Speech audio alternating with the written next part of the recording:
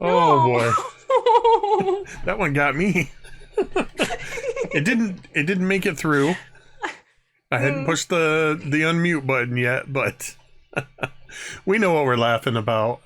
yeah. Oh, hey internets, it's Jake from Mini Terrain Domain, and this is the Dawnbringers, Season 5, Rime of the Frostmaiden. Tonight is episode 35, titled Final Approach. And we're about 99% sure this is the penultimate episode. Unfortunately, Goblin Katie is not with us tonight, but she is hanging out with all kinds of incredibly awesome people at Gamehole Con.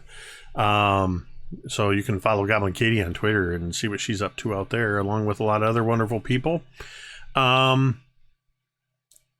But in the meantime, we are going to go ahead and continue with our game. I will hit us with a recap in just a few moments. A couple of super quick announcements before we get started. First and foremost, if you look up above Dan and V, you'll see that plus 165 and the 3 domain dice that are sitting there. Domain dice are, of course, a way that you, the viewer, can have an influence on what happens in the game to a certain extent, simply by subscribing or resubscribing, gifting subs, raids, tipping $5 or cheering 500 bits. All will earn domain dice for these players. Actually, you can also use our channel support at Ko-Fi or coffee.com/mtdjake. You can either do a one-off or join one of the memberships, such as RQ Stefan, Ashenworks, and Hawkmere have done so far, becoming members of the domain. Those will also translate into domain dice. Domain dice are, of course, a favored token used by the Dawnbringers during big boss battles, which we seem to get a sense that one of these might just be coming up soon. But they can do all kinds of really cool things, such as rerolls, making me reroll all the way up to super crits, which is using 5 domain dice to get a automatic double max damage critical on the enemy. And when you do sub or gift subs, as we've already had 2, I owe you 2 domain dice. It looks like this. They explode into view. And there you go. You're sitting at 170. I think we're getting close to, if not already, right around what the maximum number you've ever had is. But thank you to those donating, subbing and all that for that support. Quick shout out for our channel sponsors down in the lower left hand corner underneath Oriel the Frostmaiden. I don't know why I almost called her Oreo. Oriel the Frostmaiden there. Talon and Claw, using exclamation point MTD Claw. Thank you, Jeremy, for putting that in there. You can follow Talon and Claw, that link to their Etsy shop, where you can get some awesome dice gaming accessories like these dice vaults, these wooden dice vaults, DM screens, all kinds of other incredible stuff there. Use code MTD Claw at checkout and get 10% off of your purchase. Check out Talon and Claw on Twitter, and you can see that Anthony just got a SS Failboat tattoo on his ankle while he was hanging out with GM Travis in Wisconsin, waiting for Gamehole Con. That was part of our Sea of Thieves stream, a challenge Anthony put to when the channel first got affiliated, to get 100 subs in a month. And thanks to chat, we hit that goal in a week and a half. And Anthony has been saying for almost a year that he's going to get a tattoo of the Failboat on his body. It was not a tramp stamp like we were promised, but nonetheless, he has an SS Failboat. I forget who designed it, but check that out. Also, a shout out to our good friend Keel over at Run Right Play. Keel is running an incredible community of collaboration over there.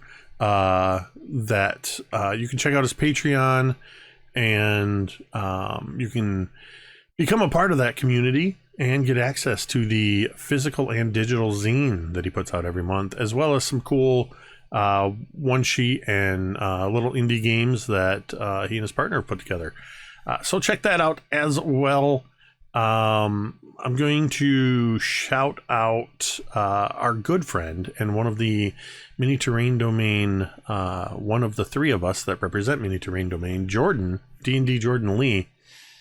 The weekend of, I believe, starting November 4th, so the 4th, 5th, 6th, and 7th, Jordan is running their final charity stream of the year. Lots of incredible games, video games, and fundraising, all raising money for Color of Change. I will be participating. I'm running a game that was conceived of on Twitter by Robogoblin, not Robogolem. Robogoblin, also aka TTRPG Gifts. The game is called Oops All Tiamat, and all of my players will be playing each playing one of the 5 heads of Tiamat. And I will be helping out in chat and things like that. Lots of good games, great cause to help get Jordan up over $10,000 raised in 2021 for Color of Change. So please tune in for that. Head on over to D&D Jordan Lee on Twitch. Make sure you're following the channel and get ready for that awesome weekend, in addition to the already awesome streams that Jordan does, including a classic Sunday brunch, I think is what they call it, with Jordan and Goblin Katie on Sunday mornings. I believe they're playing Final Fantasy number something. I don't know what number they're up to now.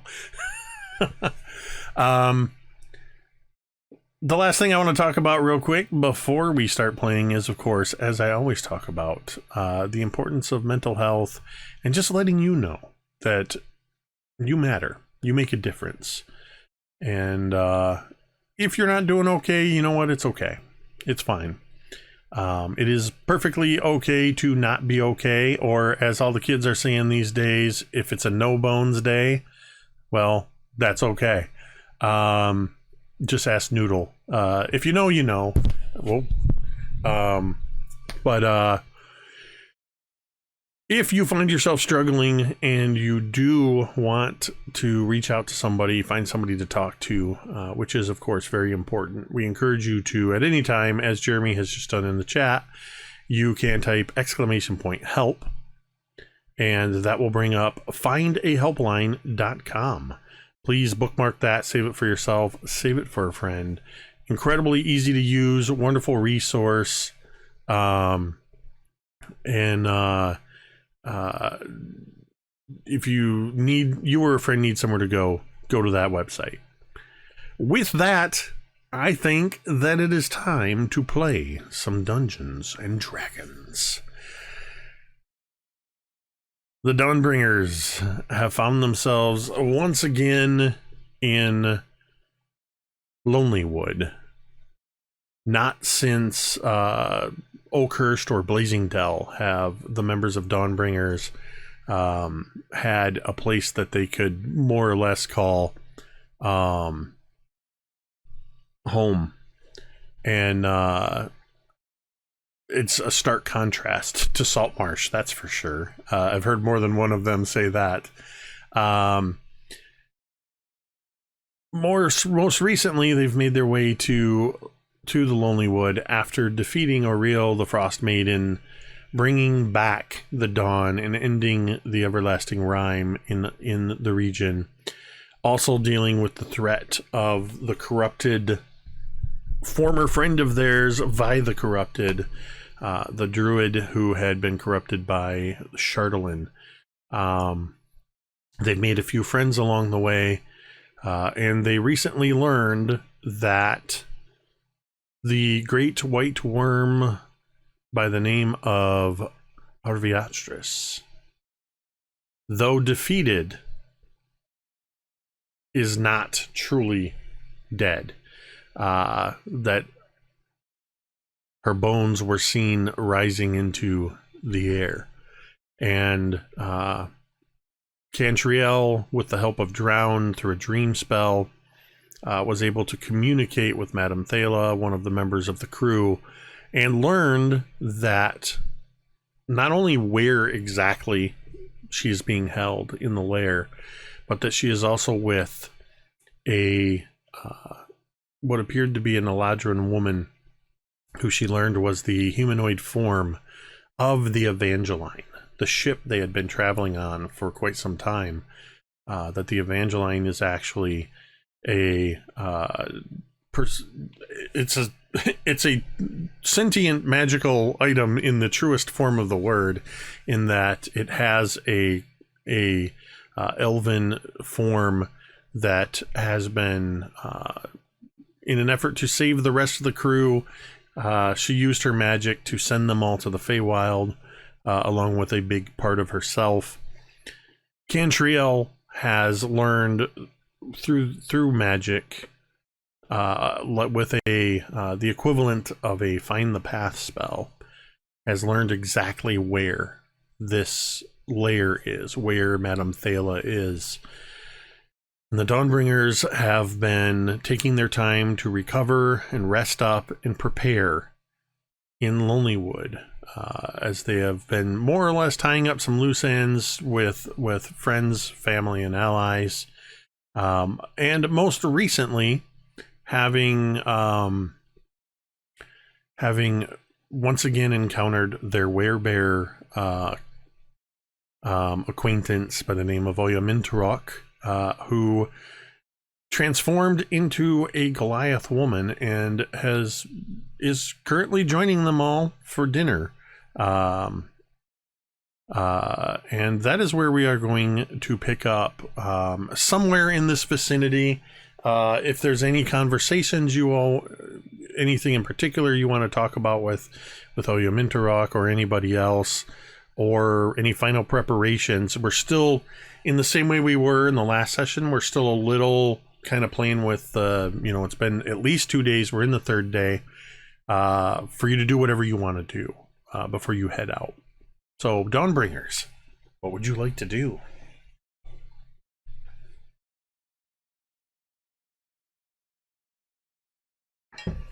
I think at this point, Cantriel would sort of pull everyone together and just sort of little update.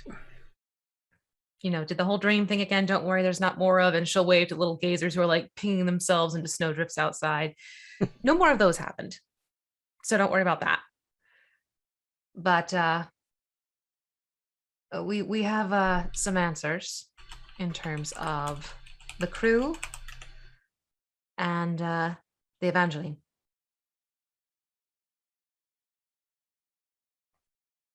So what information did you gather? Well, apparently our trusty ship is also a trusty elf. The ship is an elf? Eladrin.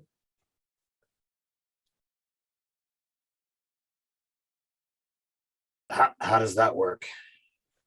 I have no idea, but it seems that we're dealing with a little bit partly here, partly there situation. The crew is, yes, here in Icewind Dale, in the lair. And she might actually be in the Feywild, if it's coordinating with what I saw in my dream. We might have to go there.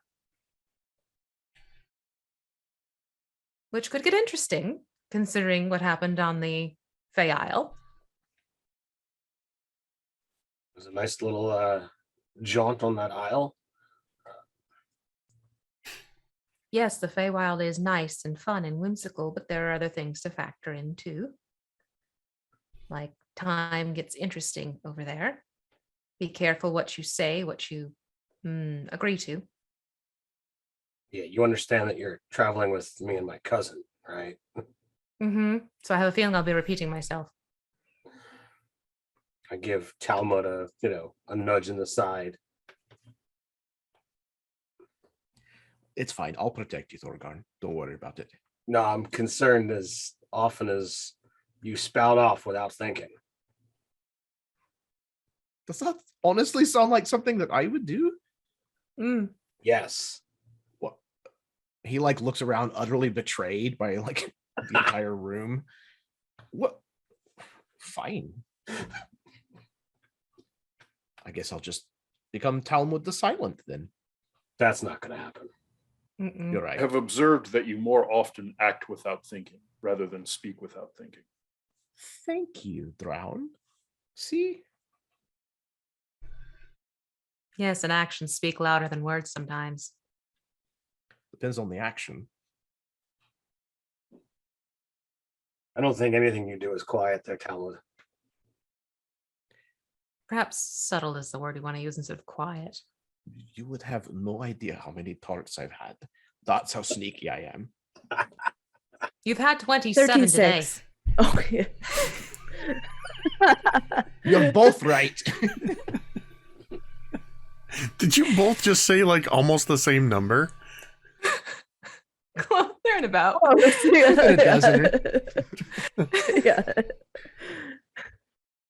Fine, because Talmud wasn't counting, so. So he would any number that was told to him. as it was ridiculous enough. So it is breakfast, not dinner. As I was reminded, because it was Drown was met for the early morning swim. Right. So you do have this incredible breakfast that is laid out before you, and as usual, people are digging in. Oya Mintorok is not being shy about digging in. While you've been talking, Oya Mintorok has been quietly conversing with Nimsy. They seem to have a bit of a rapport. And occasionally Nimsy will get up and disappear to the kitchen, come back with more food. And each time she comes back, when she does bring anything that is tart or tart adjacent, she has a small separate plate with a half a dozen or so that she sets in front of Talmud, and then sets the others on a plate as far away from Talmud as possible. So, in regards to the dragon, I know there were some rumors about it possibly having a mate. Did you get any information about that? Just that our darling Arvi is the one who scooped up the ship, broke it in two, and has been having fun with the crew. So we're going to have to figure out how to get the crew out and get them to hospitable lands that they'll be happy with. Sailors are not meant for cold like this. Nope.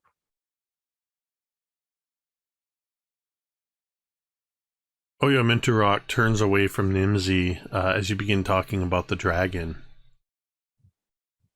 You are concerned about Orthorator.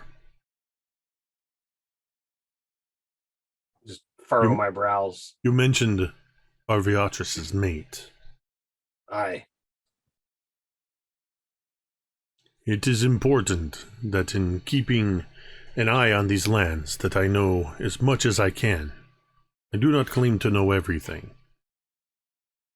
but I know of both Arviatris and Orthorator. While nobody can say for sure the affairs of dragons, Orthorator has not been seen around here in decades. Well, whether it was this dragon or not, something reanimated the remains, the carcass of Arviatris.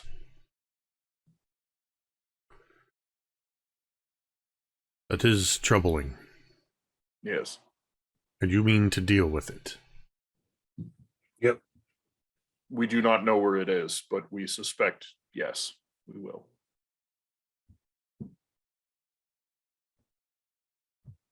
I cannot claim any knowledge of dragons beyond the grave, as it were.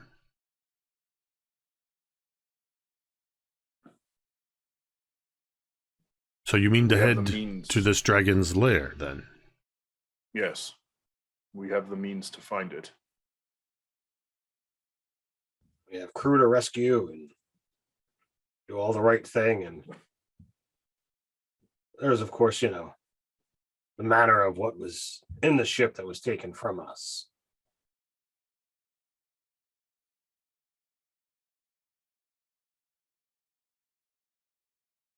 You've mentioned your crew. There was other things in your ship you are concerned about? To a small extent. If we had to leave without it, I don't think any of us would be distraught. But There was a great deal of treasure in the ship, which is why the dragon took it. If you mean to invade Arviatris's lair, I suspect you will find a great deal of treasure. That is likely. She was an old dragon. It is said that many have attempted while she was alive over the years. None succeeded, of course.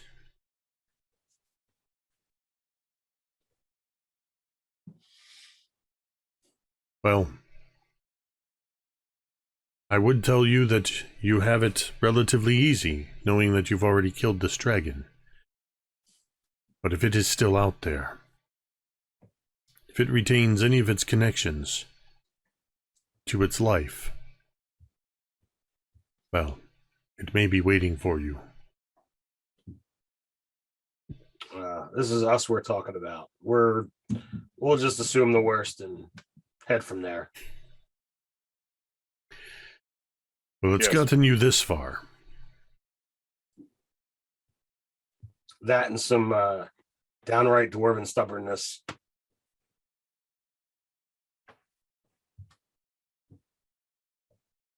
I see two dwarves, but I see a metal man. Oh, two metal men. An elf, a Goliath,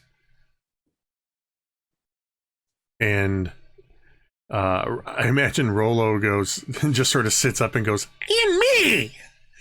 And Oyam Interrock just sort of reaches over and just pats this giant Goliath head, just patting this tiny kobold's head, and her ears just sort of fold back a little bit as she scrunches up.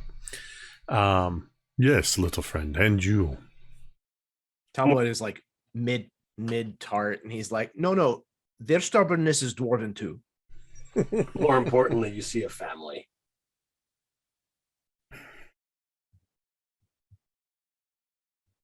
Well, I hope to see this family return. I will wish you luck on your adventures. I will be leaving Lonelywood today. I have to continue through the 10 towns, and I wish to make haste to Dugan's Hole after what we talked about.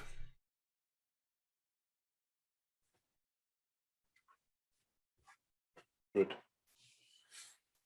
We are likely prepared to head to the glacier. He kind of asks and looks around at everyone. Is there more we need to do here?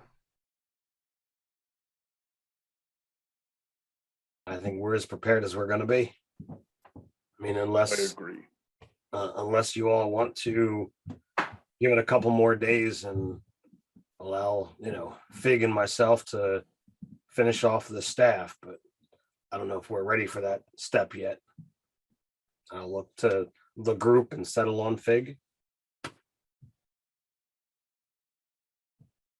Fig just nods slowly. I think that I would like to see the crew safe as soon as possible.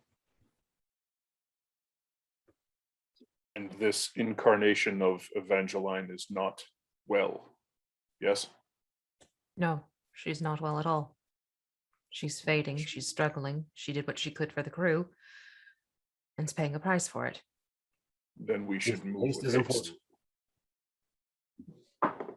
We have a lot of ground to cover too, from what I understand. It's Yes. quite far. We able to use the helm to get us any closer? Shave off any time? It would be immensely risky. Not worth it. It could send us hundreds of miles in the wrong direction. Yeah, that's not worth the risk then.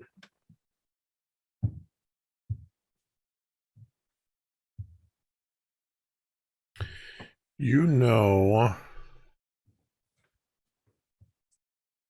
that excuse me, you know that you're looking at close to 60 miles of straight line distance. Cantriel, you don't know exactly the path you're going to take, but you know that this magical connection will lead you the best possible way, and it won't be a straight line. So you know you're looking at probably, fortunately, the weather, since you defeated Oriel, the weather has been a lot nicer. It's still cold. It's still winter in Icewind Dale. But there's day and night cycles, and the weather's been fairly clear the last several days. So you could be looking at 3 to 4 days worth of travel heading out in that direction if you're going to go overland. I imagine, unless anybody has anything specific else they want to talk to, you kind of we can kind of transition to Hermes is outside, has brought forth the dog sleds and the dogs. The sleds are packed up, and much of the town is here to see you off in front of the Ramshackle Inn, where you're all loading up. Of course, those closest to you being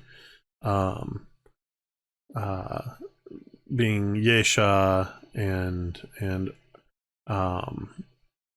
Savros. I don't know why I keep losing this name when I write it down.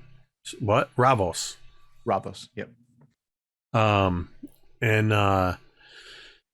Nimsy and her children, Victor, the beholder, with his 10 gazer babies, are floating all nearby. And many of the other townsfolk are lining the streets, and you find that in addition to your own belongings and packs that you've sort of gotten ready, you find your sleds are just laden with furs and camping supplies. Talmud, at one point, Nimsy tells you, now I've packed quite a bit of extra food for all of you. And Talmud, there are packages with your name on them. Oh. Those are specifically made for you. If it doesn't come from your own package, you're stealing from your friends. I understand. Thank you very much, Nimsy. He kind of like looks around sheepishly. But you find plenty of stuff that has been packed away for you, and even a few of the townsfolk have offered. You see in the manner of your sleds, the dogs' harnesses have small silver or copper or brass or bronze charms that are hanging from them. The sleds themselves have pieces of scrimshander work. There's some handmade blankets and things. The town has given things that mean a lot to them and are offering totems of good luck and safe passage for you and your party as you prepare for your journey. I would say it's probably late morning then, maybe around noon, getting close to noon as you prepare to head off on your first day's journey, heading out of Lonelywood, traveling across the snowy tundra for at least a little while. It's slightly familiar as you came down this way in the dark when you magically appeared a half day or so outside of Lonelywood at the Black Cabin. But you are going far, far beyond that. And you see as you crest over the hills after a couple hours, you see lots of seemingly unending white terrain. Occasionally you see distant black specks traversing the landscape, herds of reindeer or elk moving across the land. But now that the sun is high in the sky, and the sky is blue, there's a few white clouds moving through the air, you can see far off to the east and traveling along to the north, the distant ridge of the Reghed Glacier, where you are heading. Who now, actually, as Cantriel, as you are sort of guiding the path, this is, you realize that you have this innate knowledge of where to go, even better than your own tracking and survival abilities. This goes beyond that. You just know when you need to veer off course a little bit, because this area is, as you start to go around it, you can see with the warming temperatures that crevasses have started to form in the snow, that it would have been very unsafe to travel that. You see another area where you get higher up into the snowfields, the hills, and there's not even crevasses. There's just like where the snow seems to drop off, where rivers run through areas, and you know to avoid those, not even risk going close to those overhangs. And so there's no need to make survival checks as you are sort of following along with this. I would like somebody, though, to make me some rolls. After the first day of travel, you're able to set up camp without any issue. By set up camp, you can either choose to set up a true camp, or Rolo has Rolo's House of Affirmations that she can put up. I'm assuming that's what you're all preferring over camping in the tundra. So your first day is pretty uneventful. And you find yourself in Rolo's House of Affirmation. The next day, there it is. I always forget where this one is. I need 3 d20 rolls from anybody. Are we sharing it, or is one person rolling 3d20? I rolled a 1. I'll contribute. Okay, that. so that's good. The temperatures are, I mean, it's still cold. It's winter in a northern place, but far from what it's been.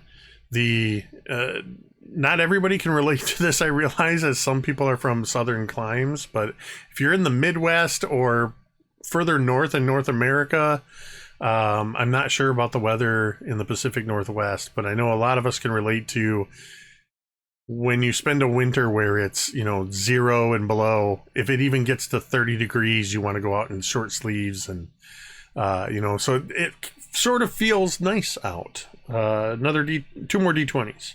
I got a 9. A 5. Okay. Again, another nice day of travel ahead of you. You're getting a pretty good sense that with the travel pace you are holding, Cantriel, that if this continues, you'll have 4 days of travel before you get to your destination. As you're in your second day, this is very much like Lord of the Rings travel montage. Name your movie, aerial shots as the Dawnbringers are trekking across the land on dog sleds, occasionally having to, stopping to take rests, or even though the path is the safest route, occasionally you have to, work the dog sleds into, out of maybe some place that they're getting slightly stuck in, but you're all ultimately able to get things moving.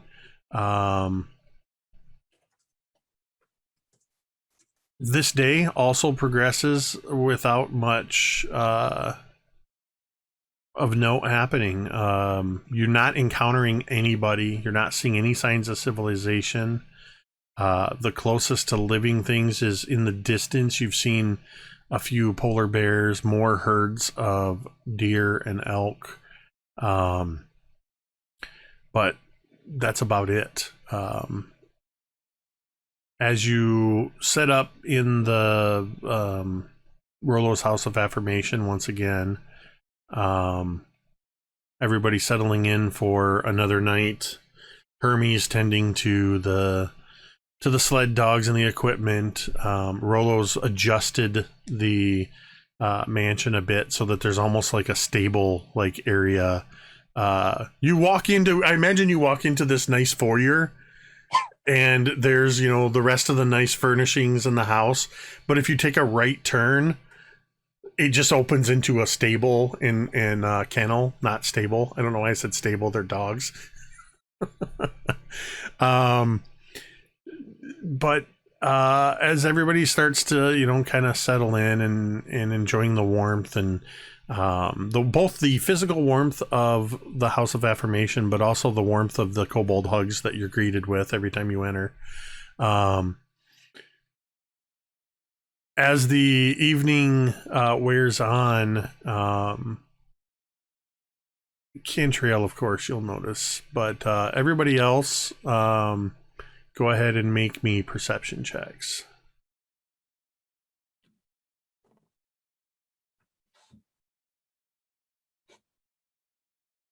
$16.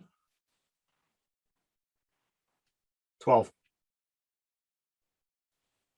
17.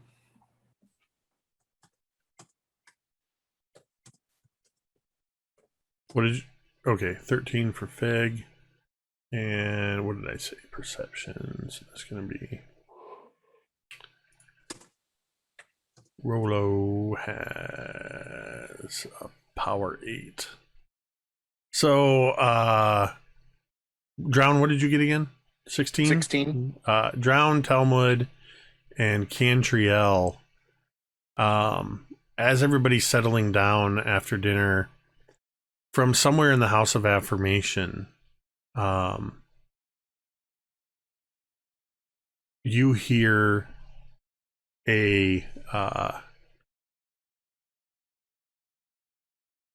some sounds. Let me check something real quick.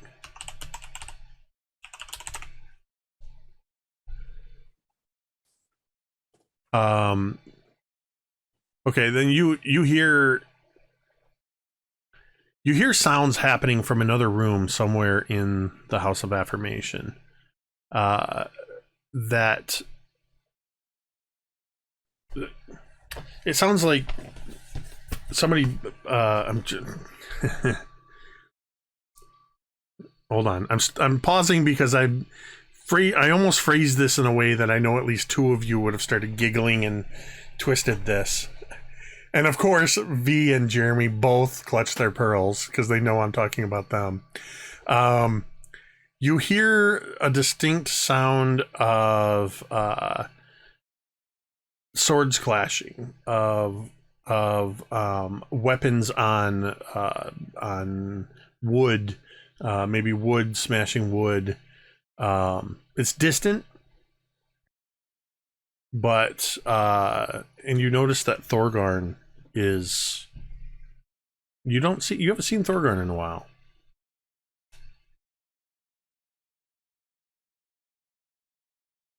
Well, at the sound of weapons clashing, Drown will sort of stand up and go wandering in the direction of the noise. The same. You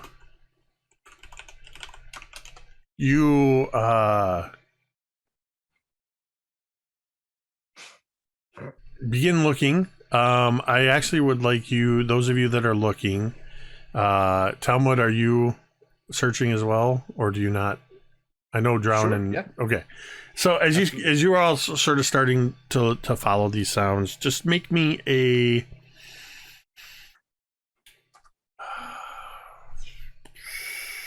I'm going to call it a survival or insight check.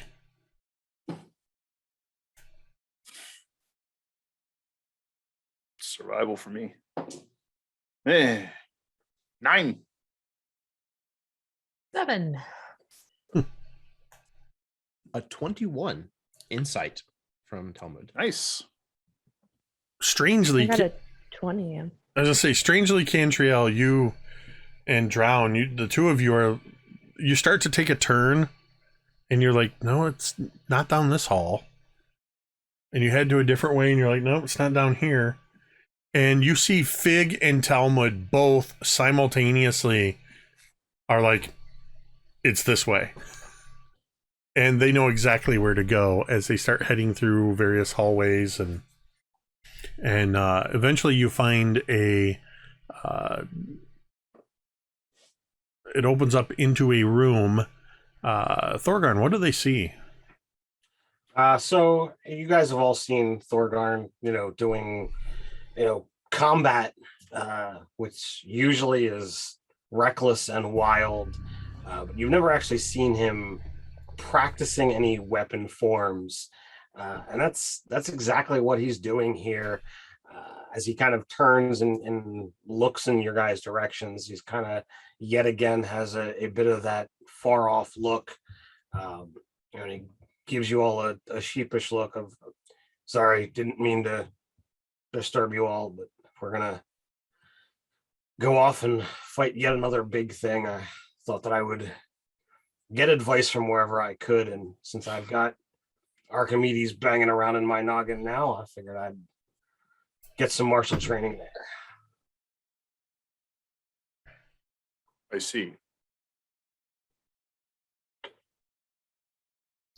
Are the rest of us aware that Thorgarn has Archimedes banging around in his noggin? I think this is interesting. Feels like the first. I was gonna say, I don't it. think you told anybody, Thorgarn, that you were seeing Archimedes. I told everybody I had Fig in my head after the whole Right. head explosion thing, but But after you saw Archimedes a couple days ago, yeah, you didn't actually voice it. So yeah, this is the first you all are hearing this about Archimedes banging around. Fig knows. Yeah, Fig, 'Cause you Fig do. You know. said to keep Archimedes. Yes. Yeah. But for the rest of you, this is the first you've heard about that. Are you still carrying Chardelin? No. Are you certain? Pretty sure. I think any All right. that we had, were chucked and disposed of, and if we had kept any, it was like put magically into Fig's hat. But you are hearing voices. Well, I've got Archimedes is there, and I'll pull out his brain gem when Fig had Archimedes in Saltmarsh, and after the accident, Fig and Archimedes talked to me a little bit, and it makes me a little bit quicker. So I forgot to give him back, and Fig said, Her. my apologies. Fig had said that if she's more useful to me, to just keep her. So I did not realize that you could communicate with her. it takes a little bit of focus and effort, but she can communicate. Sometimes tries to not force her will, but force her opinion. Isn't she the one who tried to throw me off of the back of that dragon turtle? I don't think she tried. Thorgarn behind you, you just hear. Yes. Thank you, Dawn. I remember that well. And I'll What was turn, you doing that? quite comedically, I will turn and look over my left shoulder, and I'll say, just remember, you lost that fight. No, we all won it together as a team. Thorgarn, I No, I was lucky wasn't. enough that you were there. Not talking to you, cousin. She fondly remembers that fight as you fell. Ah, I see. Is she in Yeah. there? Well, I mean, she's in here, but I'm connected to this, and therefore she talks to me. But she like sees what you see and hears what you hear. All that. Yes. Thorgarn, you see out of your peripheral, and you hear Archimedes as she goes, "Oh look, I learned the spell like Fig," and she manifests a tiny fig bee's hand, just floating above her hand, and this spectral hand just rotates and goes. Is it Can I pointing see to me, it, or is it just Oh, it's pointed. It's directed at Thorgarn or at Talmud. Damn it! But does Talmud see it? No, Thorgarn. Thorgarn's Okay. the only one that can see Archimedes. Yeah, that's what I thought. Okay. So Talmud's gonna go over to Thorgarn and kind of lean in and whisper in his ear, "I'm glad you're fucking dead." I thought you were gonna punch You her. hear Archimedes. You hear Archimedes Thorgarn just kind of go, and it just stops her for a moment. Oh, you two. Oh, you two. But I apologize, my friends. I did not mean to alarm or disturb you all. It is fine. It was merely unexpected. You are training. Carry on.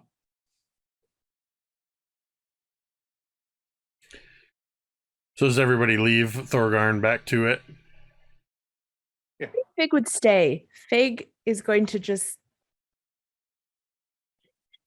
stay there until everyone leaves.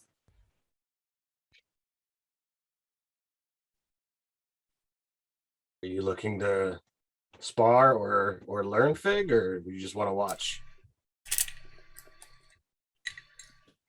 I would like to see what Archimedes is teaching you. Sure. And I'll just, go back at it. All right. You continue teaching, following Archimedes' instruction. At times, Archimedes is standing opposite you and sort of showing you moves to try doing. At times, Archimedes instead of doing like the golf, let me stand behind you and show you how to do this, Archimedes superimposes herself over you spectrally, and so you can see what the movements are, which she sort of adjusts her size to be dwarven proportions. Fig, you can definitely see, knowing Archimedes like you do, you can see that though you only hear Thorgarn's side of what's happening, it's almost as if you could imagine Archimedes being there, and you can see Thorgarn, some of his movements and the things he's doing. He's clumsily, but is mimicking things you've seen Archimedes do. Archimedes is a very skilled swashbuckler, and is trying to impart some of that. In fact, Thorgarn, why don't you go ahead and make me a dexterity check. Just a dexterity check. Yeah, we'll just do straight dex. Sure. You can add acrobatics or athletics if you want. Well, athletics, dexterity, that's going to be a lot better, but the number on the die I certainly don't like, so I'm going to use a domain die. I'm going to try again. That's much better. That's going to be a dirty 20. There comes a moment as you are following through on these motions. What weapon do you have in your hand? So I imagine I'm probably using Faithkeeper, Which is the Warhammer. So it's really interesting the way that you're sort of taking what Archimedes is showing you, applying the quicker dexterous moves to this heavy warhammer, this big weapon. And it just seems to be speeding up, and you can Fig, you can see more and more that Thorgarn seems to be mirroring almost exactly what you've seen from Archimedes, and it's almost as if you can see Archimedes in front of you for a moment.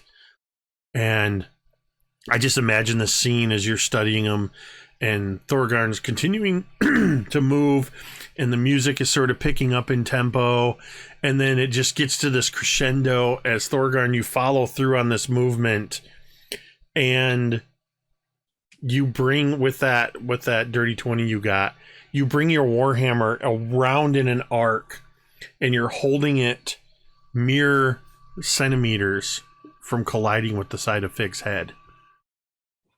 Oh, damn. As you follow through on this, and there's just this moment now, Fig. Fig, would you flinch from this? Would you take any defensive, or you just stand there and watch? You would not see Fig flinch at all. But at the side of Fig's, like if the blow had come in from the left, you would see the arm blade from Fig that he has in his arm has kind of unsheathed a little bit beside his hand. And Fig just tilts his head to the side.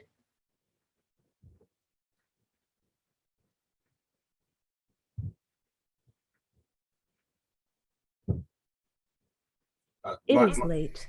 I'm sorry. Was kind of into it, and I think your sister arranged herself to cause this. I am not surprised. She will take every opportunity to get ahead. Well, sadly, you're the one with the head, not her. You are learning a lot. I will leave you to it. I appreciate it. And if you want to, during any of this downtime tomorrow night, if you want to go over anything with the staff, I don't know if you've put any thoughts together for a ritual, or if you want me to kind of spearhead as I did with Gerta. I'm more than willing, but I think this is, yours more than mine, but however you wish. I have been testing out the reaction of different metals, and I would like to show you tomorrow. You Excellent. see Fig has kind of regained his like chipper robot voice. As he turns and leaves, he's going to return to his room. And I think for the first time, Fig has a nightmare. I don't think Fig has ever had this before. And Fig dreams, he just sees flashbacks. And he sees himself in Archimedes' place. He sees Archimedes holding and pushing Talmud off the ship as Fig. He sees himself bringing a hammer across the face of Thorgarn. And when Fig wakes up, he kind of has to shake his head.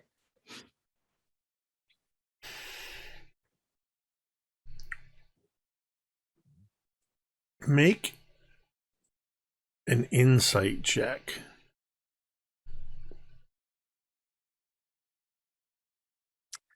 Uh, 14. In this moment of that, as you wake up from this nightmare, you're in that state where the dream feels very real, but it's just beginning to dissipate. And as you're thinking about what you saw in this dream, you also have a partial memory from when Thorgarn and the others, when they fabricated this new head for you, and they placed the mind gem and the orbiting diamonds into this head. And you realize that the smaller diamonds, there's at least one, maybe more, that were Archimedes that are currently in your head orbiting your mind gem. Which also means there's some of Archimedes' diamonds that are probably floating around there in the in your hat, I guess, in your hat of holding, or Thorgarn has them. But you know you have just a fragment of Archimedes is still floating around in your skull. The next day, I need 3 more D20 rolls from anybody who first to call them out. 8. 16.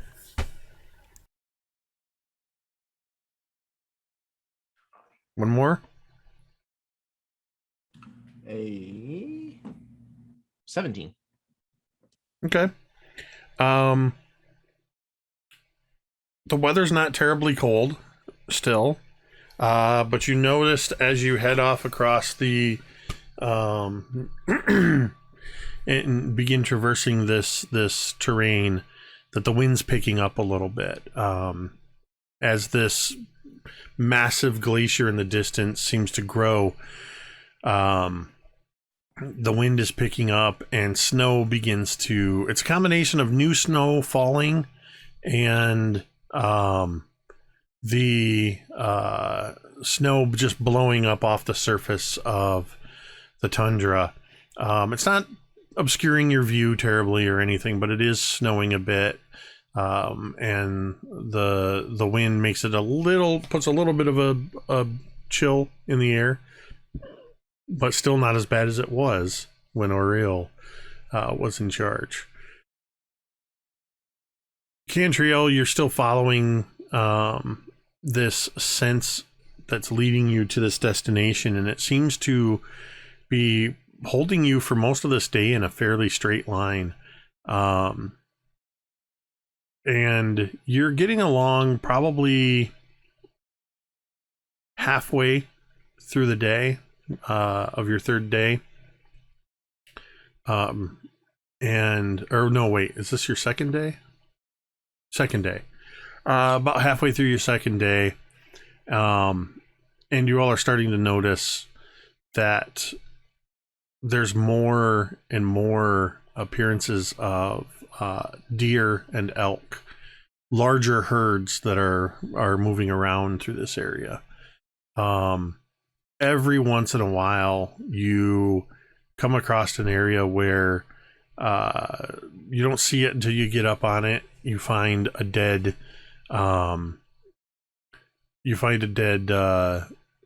elk, bloodstained snow, and polar bear tracks. And then you don't see anything for a while.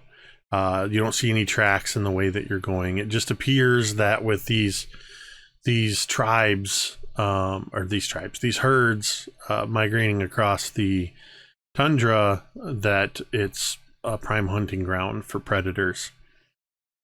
But eventually, another fairly uneventful day as we end the second day. And once again, Rollo's House of Affirmation greets you, and you're able to have another relaxing night. And I think, Thorgarn, you mentioned you wanted to talk to Fig this night. I don't know if anybody else wants to talk. As far as adventures go, this is one of those points where you're like, after all of the running from crisis to crisis to crisis, and then having a few days of downtime, this is like the most inactive part of an adventure you've had in a long time. Take that how you will, but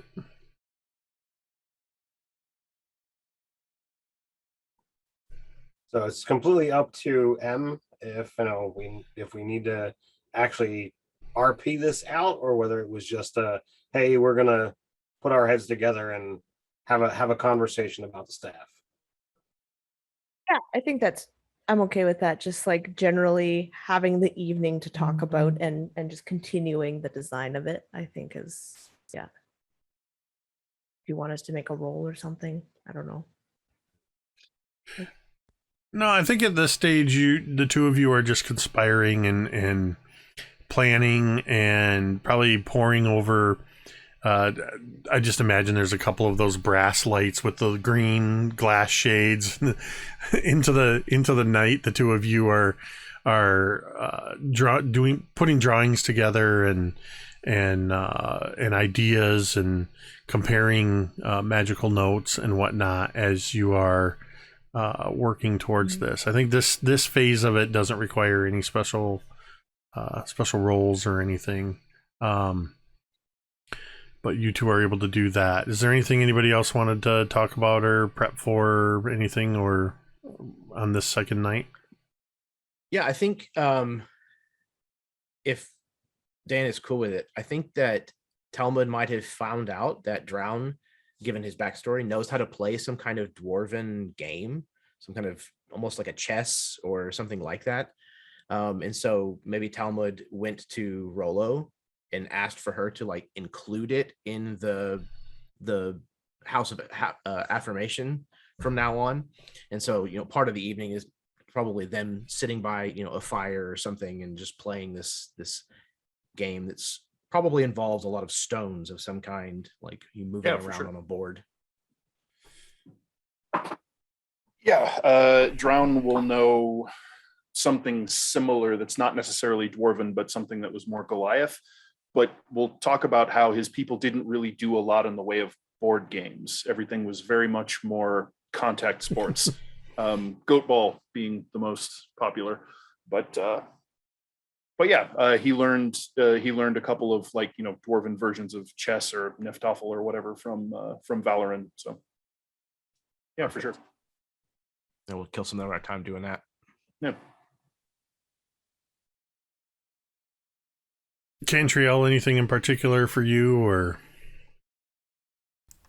She's more just sort of hanging in the background, kind of keeping her spidey senses up, I think, because at this point she wants to make sure that we are on the tried and true path and going the way we need to, et cetera, et cetera. Does that work while we're in the mansion? No, I was just going to say that when you go into the mansion, you check before you enter, and you learn this the first night. Okay. You feel like you're on track, and as soon as you enter the mansion, you lose that connection because you're in this this pocket dimension.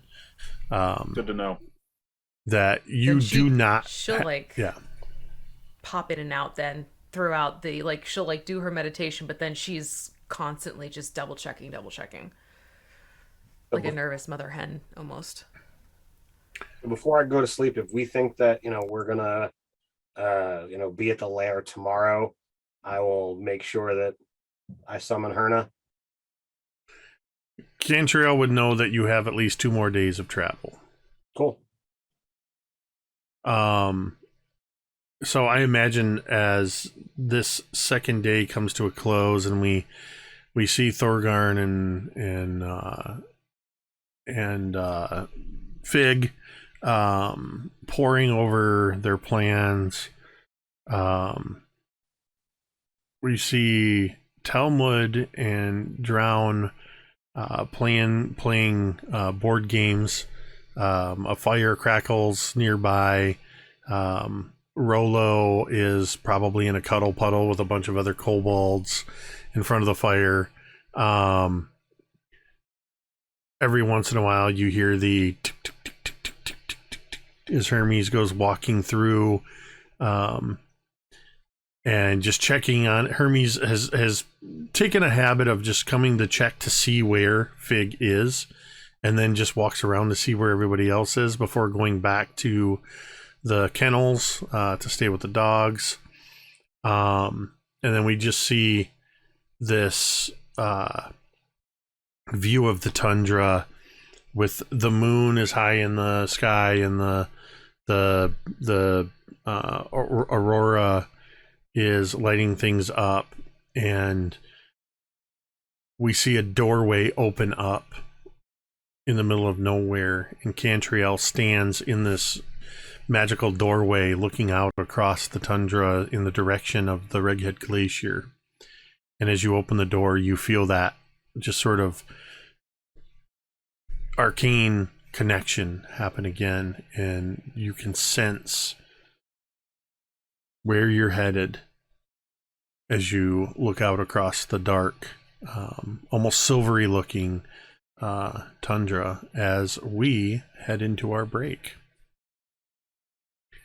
All right. Thank you, everybody, for sticking around. Please stick around for about 10 more minutes. We'll stay around longer than that. We'll be back in 10 minutes, but stick around while we're gone.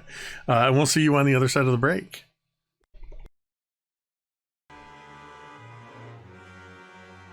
And we're back. All right. It is the third day. And once again, Hermes has your wagons loaded up. Your dog sleds loaded up, and the dogs are fed and watered and ready to go. And you all begin to head off into the wilderness once again. I need 3 more D20 rolls. 8 again. A natural 20. 7. Okay. Weather's still more or less holding out, but you're definitely noticing that while it's not snowing, there's a lot of snow blowing around because the winds have picked up. You're in a section of the tundra that is just flat, snow covered. At times you can see where the snow has, or the wind rather, has exposed some areas of flat rock where something was rising up, but is otherwise probably deeply buried in snow. The snow itself, because of this, at times has an almost icy glaze to it. You find it maybe you have to be a little bit more careful. You do have all of you in your gear crampons and things that would make it, besides the dog sleds, would make it easier to get your traction. Or you have boots of the Winterland, which allow you to easily traverse this.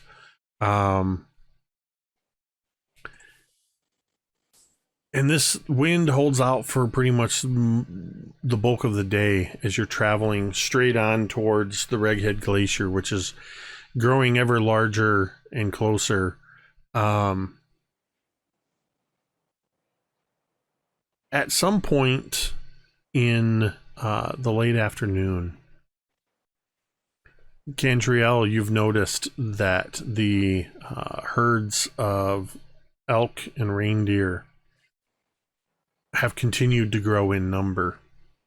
And as you are traversing this area, you're starting to notice that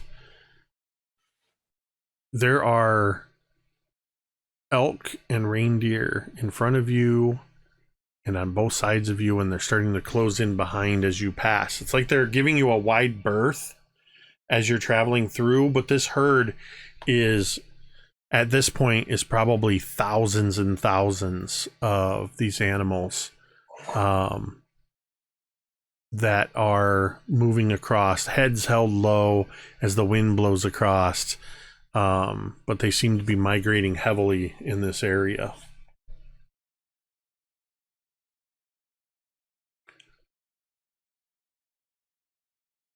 Oh, sorry, go ahead. So the activity shifting and moving around drastically enough for everyone else to know? Or is it just Cantriel who's picking this up? I think you would be the first to sort of take notice of this, just because you're sort of leading the way and guiding the path. But you're definitely, I would say at this point, there's no more than 100 yards on either side of you where there's clearance. Okay. I wasn't sure if this was like a subtle notice on her part, if it's something everyone else would eventually pick up. I mean, it's possible, depending on what you're doing while you're traveling, that the others could eventually pick up on it, but you're definitely the first to notice it. Then she's mentioning it.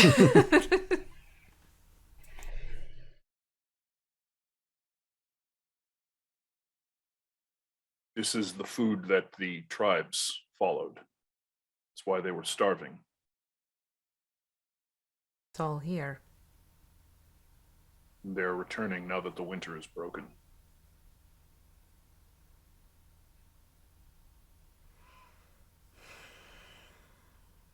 Well, it'll be a good thing for a few of the tribes, that's for sure. Ones that survived. Well, here's to hoping that they get past just mere survival. Perception or insight from anybody who is paying attention to the herd? Insight or investigation? Insight or perception. 16 insight. 28? Dirty one.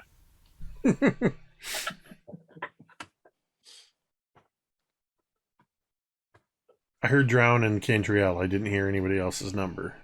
I have a 16 for insight. Okay. Not 8.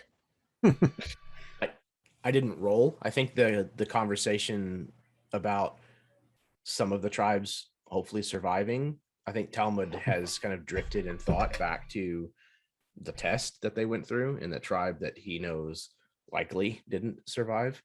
Ones that had already started eating one another, and he's a little kind of morose and in his own brain too much to really pay attention. So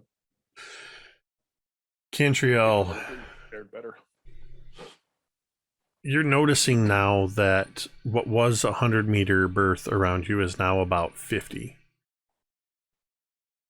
And you're also noticing that the animals, as they're moving, there's sections of them, large sections, that it seems to then travel through the herd in in waves with a ripple effect. That you notice at this distance now, the animals are very wide-eyed, and they seem to be making sudden, furtive movements in one direction, and then they'll stop, and then they'll suddenly shift back, maybe 20, 30, 40 feet to the right.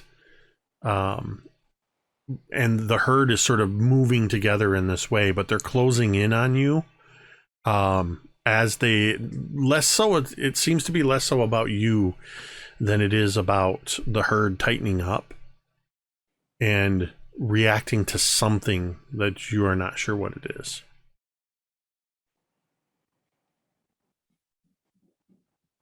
This is prey behavior.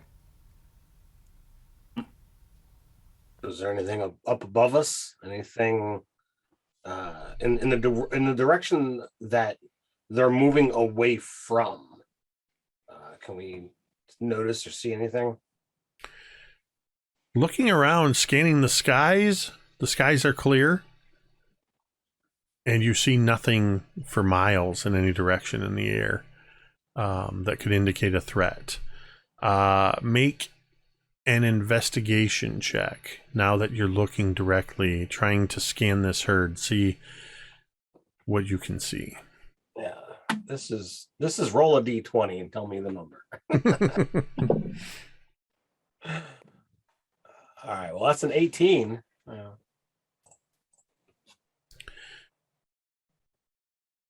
You're noticing that probably at first straight ahead, and then it seems to be a little bit to the right or left as the animals are suddenly shifting their direction, almost like a stone being dropped in a pond. You see where the immediate herd is in front of you. You can see sections where they just sort of disperse and reform away, moving away from something, but you can't see anything beyond these animals.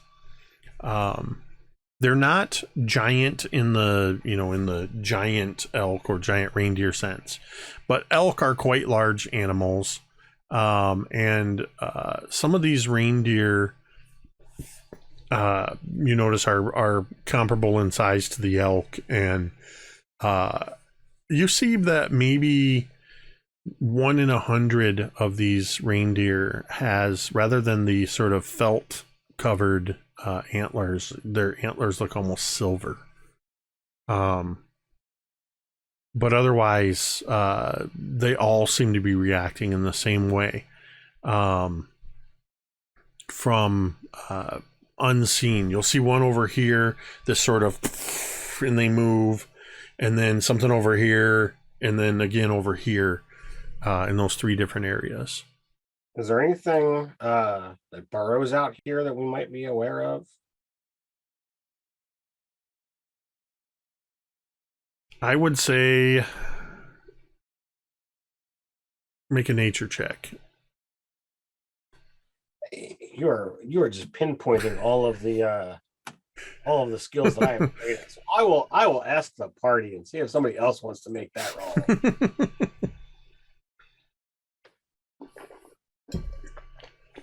Somebody's got to have nature. Anybody? Someone who's 30-20. Hold on, I got a. Okay, so that's a 23. There are a variety of creatures that you know of, that you've heard of, that burrow. You've had experience briefly with a giant frost worm, but you also know that made very obvious rumbles in the ground. You know of onkegs and bullets and other things. Drown, you said you got a 20? Drown, with your experience in the mountains and in colder climes, you do know of other creatures that favor cold that also burrow, besides the frost worms. You know of these many-legged burrowing creatures called remorazes.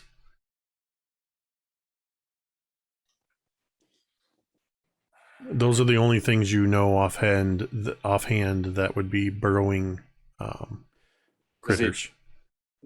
I mean, we're not like hearing any rumbling or anything like that, or seeing any disturbance in the snow.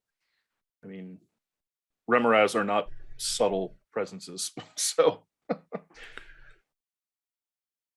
Are you still moving forward? Or have you stopped for your investigation? I mean, I wouldn't have called a stop, so Okay. unless someone else did. Yeah, I would think, I mean, especially if we're surrounded on all sides, if we attempted to stop, the herd's going to try and, some of them are going to wind up trying to trample us. Then I will ask for one more perception or investigation check at advantage from everybody.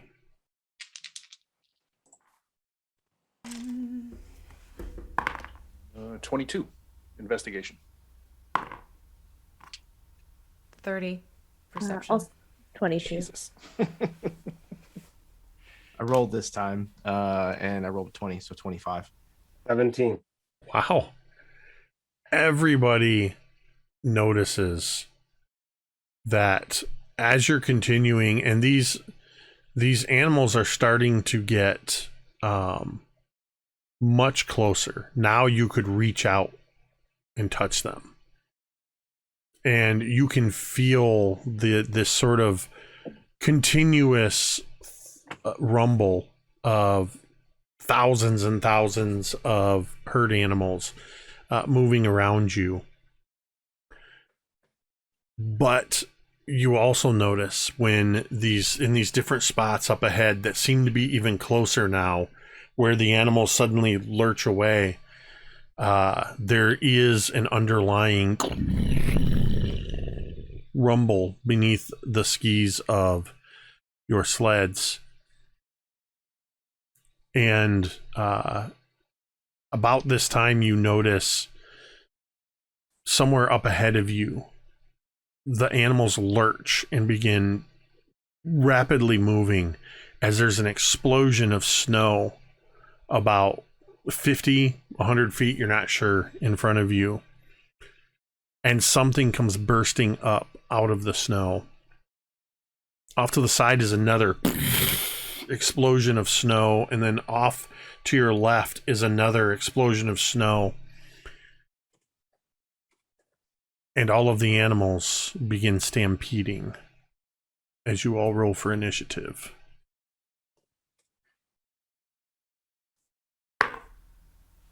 14.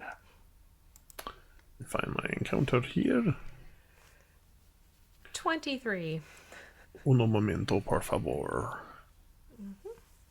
23 for Cantriel. Drown, you had what? 14. Thorgarn?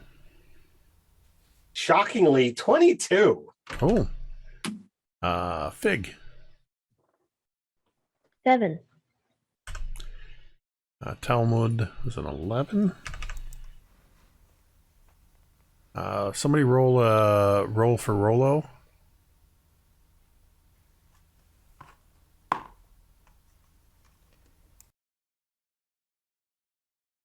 Rolled a 12. Okay, so that's a 14 for Rolo.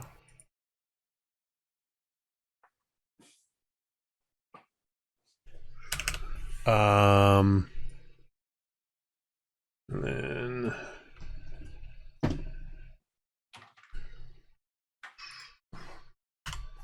okay.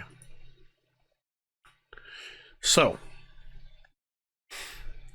because of the stampeding animals, any movement on foot is going to be difficult terrain and is going to require dexterity saving throws if you try to move through the herd. Right now, you are all either on foot or on the sleds in that area, so you're sort of, for the moment, you seem like you're okay. But yeah, if you intend to move, you can tell it's going to be difficult. And you can see, Cantriel, as you are up first, that there are these very large, very, very large serpent-like creatures that have risen up. They seem to have these flare of almost wing-like hoods that rise up on either side. You can see a very insectoid face. And as they rise up, you see more and more feet appearing as these creatures rise up. And you see several elk and reindeer are just hurled through the air as these creatures have burst forth. Not only is it snow that has sort of exploded up into the air, you see clouds of steam dissipating from where they burst out of the ground. There's one on the left, one in front of you, and one to the right. Jake, do I know anything about these since I'm aware of them? I would let you make another nature check just to see how much you would know. 15. You know that they are definitely subterranean burrowing predators that favor cold terrain. You also know that from your own tribe's hunting experience that they can burrow through the snow because their bodies are hot to the touch. Very hot. So I know it's dangerous to get Yeah, close and you smack know them. it's dangerous to get close to them, to come into contact with them. All right. Then, yeah, sorry, Talmud. Then Drown will call out, "Remoras, strike them from afar if you can." All right, Cantriel, you are up. So Cantriel is going to pull Sempre. Surprise, surprise. I'm looking for... Where on earth did my D8 go? I'm very particular about this D8 and now I can't find it. No! I need. She's already desperately looking for her damage die, just assuming she's going to hit. Well, you know, it's a thing to have ready, and it went hiding on me. Being prepared. So she's going to pull out her Sempre Cavatina, and then we're also going to toss in, for good measure, she's going to, as a bonus action, do Slayer's Prey to add an additional D6 damage onto this one. And it's only for the first attack. For each time. So, going in, first draw of the bow. And that is going to be a 19 to hit. That is going to hit. Oh, lovely. So then we're looking at a total of 3 plus 6 is 9 plus 3 is 12 piercing. Which one were you going for? Left, right, or middle? Lefty. 12 points of piercing. All right. And she'll send second going in. And that is going to be 17 to hit. That is also a hit. Okay. Well, we're figuring it out moving. So that is then 13 piercing on the second shot. Yeah, and you notice that as your arrows sail through the air towards the target, that they strike it and do indeed pierce into the creature. And you do see that where they strike, there's little bouts of steam that seem to come out as its blood meets the cold air.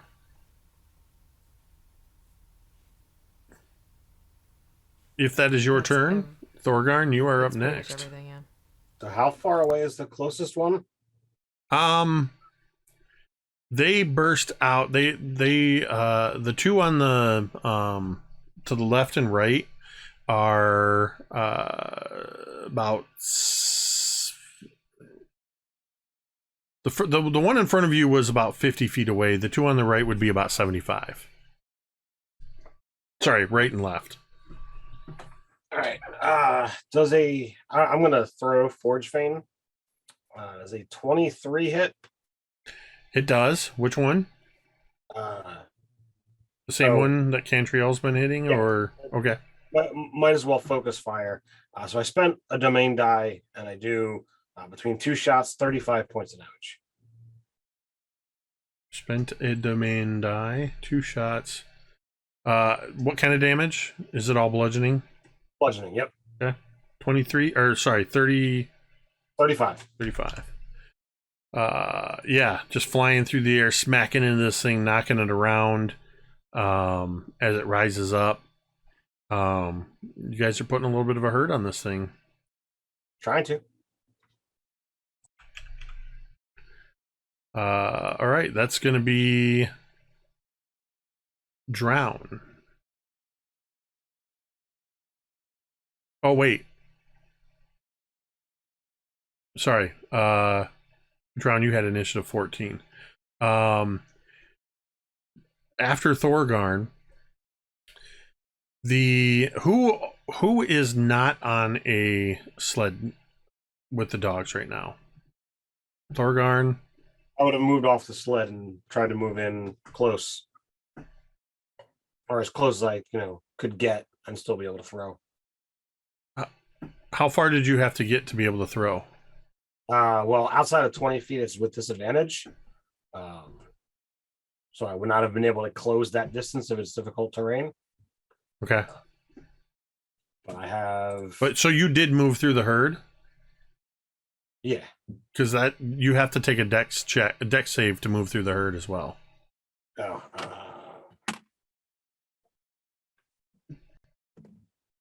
It's a 13.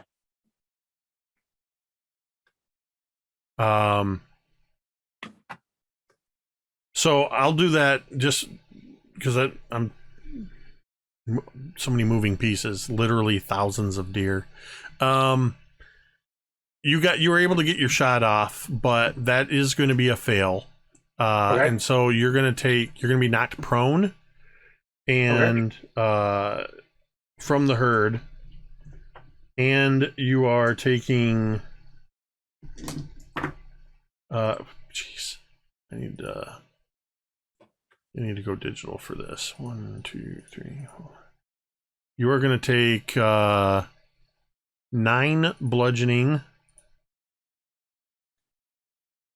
and 8 piercing as you start getting trampled by these many hooves of deer. And then, so that was as you were moving out. So who's not on a sled besides Thorgarn? Is everybody still sort of on sleds? Okay. Then the deer are closing in. They're battering up against, but you can see that they are pretty much in a full stampede right now, trying to get away from these remoras. And now it's your turn, Drown.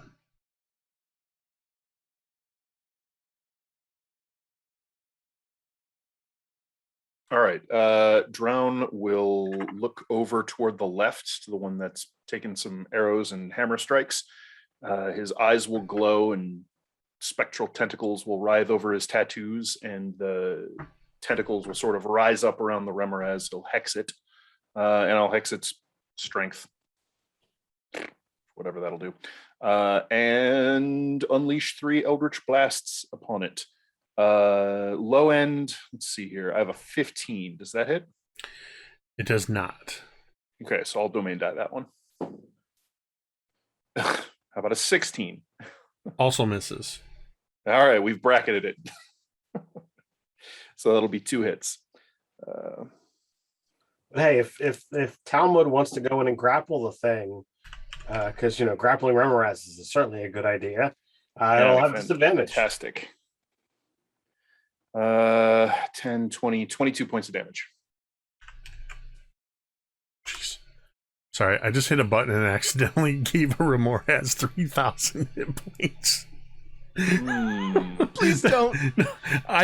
literally just knocked my hand into the keyboard while that was selected. And I'm like, what is happening here?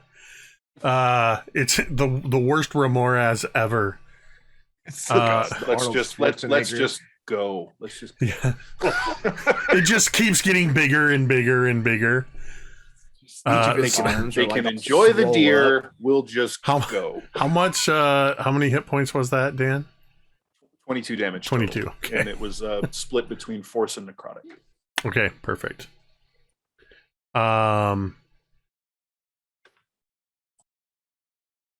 Yeah, you are as you are striking, all of you are just concentrating your attacks on this on these creatures, or this one creature. You just see more and more that its carapace is cracking. Wherever it's been struck, its steam is leaking out. It's bleeding out into onto the snow around as it's thrashing about, very much unhappy with its situation. Is that your turn then? Rolo is going to sort of launch up into the air above the herd, and just with a gleeful giggle, you see her begin to cast her signature spell as she just giggles and says something about, I'm going to blow them up. And Rolo will cast, where is it? We'll cast a third level fireball. Drown will go at where? Okay. At the same one that you are concentrating your fire on, and just release this as it flies across and just explodes and fills in the middle of the day here, this big burst of fire. And you see all around this Remoras, you see as about a dozen elk and deer just get caught in the blast, and their singed bodies go flying. And when the smoke and steam and fire clears, the Remoras is standing there unharmed.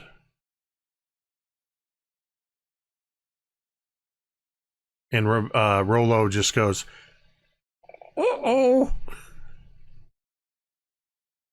Sorry, I can't do justice to Rolo's voice. I don't know how Katie does it every week. That will take us to Talmud. Okay. So, hear me out. Talmud is still on the sled. It is still, rocketing forward through this herd. Is it? I mean, I guess nobody said that they were calling a stop to it, so I haven't pulled up on the reins or anything yet. Okay. But I don't know if I'm driving. But as a bonus action, he's going to have his tattoos begin to glow once again, realizing that basically willfully he's stepping into peril. When is he not? The cousin Torkenfell is going to come out, and his visage kind of takes over Talmud's face, and the Talmud starts jumping up and down in the sled. He's going to take his cloak and wrap it around himself and disappear in a puff of sulfuric smoke and reappear about 30 or 40 feet above one of these Remoras. Left, and right, or as middle? He starts. Which is the one that we've damaged the most? Left. Then I'm going with that one, the left one. Okay. And as he begins falling from above this thing, he reaches back and pulls not Gertebrone out, but Ghost Cleaver, his great axe. And his intention is to try to catch this thing in the gut on the way down and just keep going. Okay. Because you are falling, make your attack with disadvantage. Okay. I'm going to do so recklessly, if that's okay. Oh, there you go. That'll even you out. Okay, cool.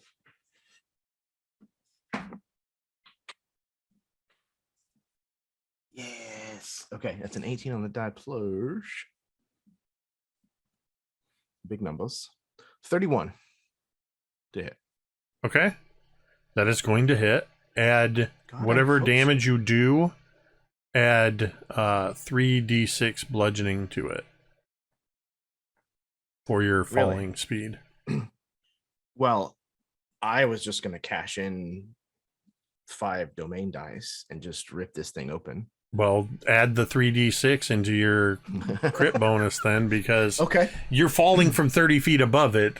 You have momentum behind you. I do. That was a long time ago. No, so let's see. Cantriel's going to use her reaction and cast Featherfall.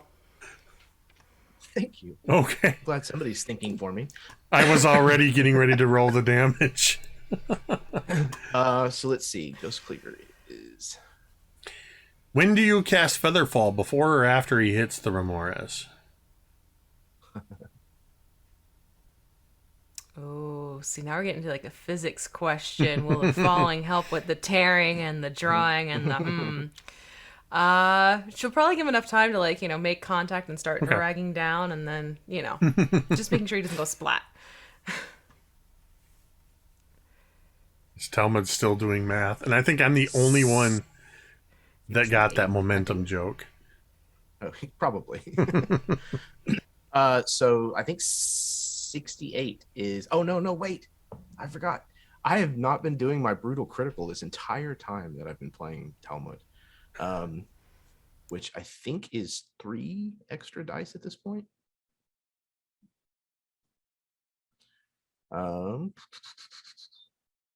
Sorry, hang on.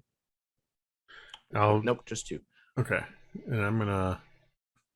So that's another 24. So remove these 5 domain dice. 92, I think. 92. I'm going with that. All right.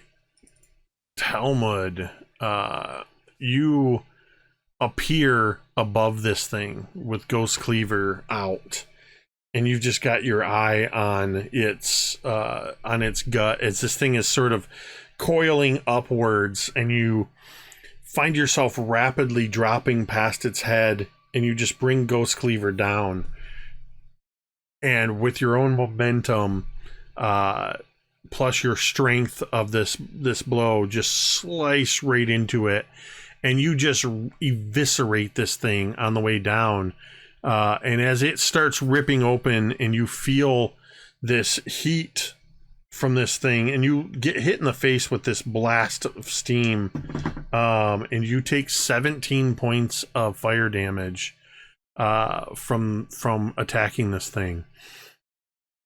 But its blood and guts spew to either side, and your own speed is reduced as Cantriel casts Featherfall on you, and you land unharmed heroically at the base of this thing, a little singed and covered in Remores viscera, as you have slain one of the 3. And Torkenfell is just like pumping his fists with the axe in his hand kind of above his head, just as this stuff is like showering down on top of him. He's just living it up. Tusken Raider style. Living his best life. Exactly.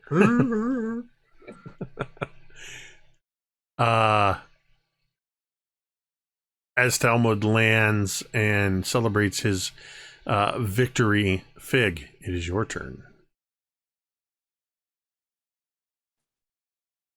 All right. So Fig looks to the 2 that are left, the one straight ahead and the one to the right. He kind of looks at the one straight ahead. He tilts his head. He takes his hat out. He's going to rummage through his hat. You hear everything clinking and crashing together in his hat. And he brings out what looks to be a very strange device with a little crank attached to it. And it looks kind of like this large cylinder thing. And as he begins to turn the crank, you see that it's attached to this, almost like this turbine in this machine. And as he cranks it faster and faster, it creates this wind, but this wind stays for some reason. It begins to coalesce, and you see an arm and another arm and a head come out of this machine as he casts Summon Elemental. Air Elemental, if you didn't, if that, yeah.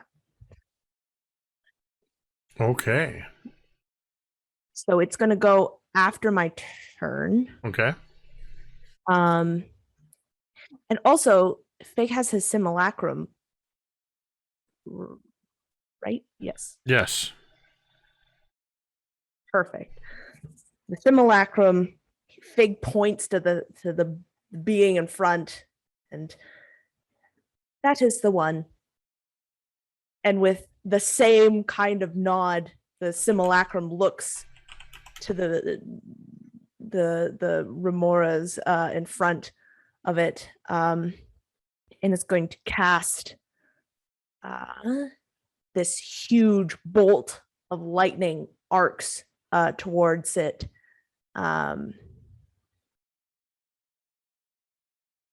And it's going to cast chain lightning on it. So it has to make a dex saving throw.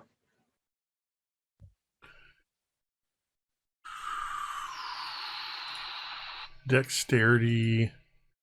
Whoops. And that was the middle one, yeah? Yep. All right. That's going to be a natural 1. Nice. So this thing is going to take 52 points of lightning damage. You just hear this thing, this sort of, and its frills are sort of fluttering, trilling behind it as this lightning strikes it. And you just see the lightning coursing through it. That is a big blast of lightning. 10d8. Yep. So then at the end of my turn, it's going to be this elemental's turn. And can the elemental get to the center one? It has a 40-foot fly speed. Yes. With a dash, or still haven't? No, because you guys have been right? moving towards it, so the distance has been getting smaller. Okay. Cool. What's the air elemental's fly speed? Isn't it like 90? Something 40. like It's only 40. Okay. Mhm. Oh, it's 90. This isn't an air elemental. This is an elemental spirit. It's a different okay. spell, actually. Okay. Right. Yeah. Okay. You're doing summon elemental spirit. Got it. Got it. Okay, yeah, Yeah. that's different then. Yeah, because the other one I think takes like 10 minutes to cast. But yeah, so this one has 40. So yeah, if you can still get to it, he's going to make some slam attacks against this Yep. creature. Yeah, I can get to it. Cool. Okay. So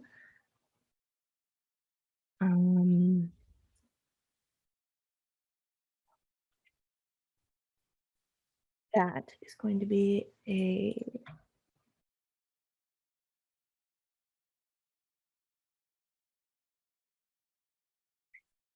a 28, a 18, and a 30 to hit. Yeah, those all hit. A couple of slam attacks. 3 slam attacks. Yes, because I cast it. Yeah. So that's going to be if I'm doing this right, 46 points of bludgeoning damage.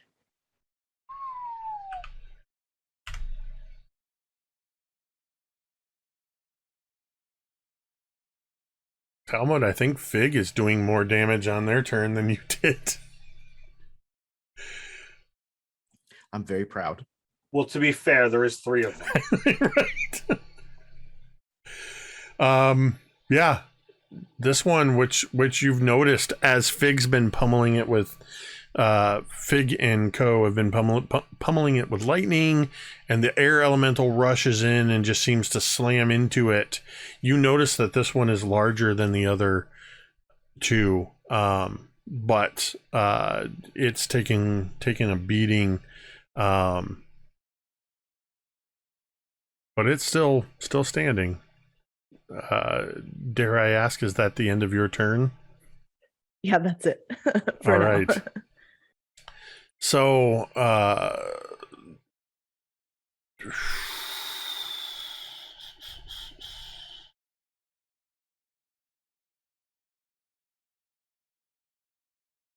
the one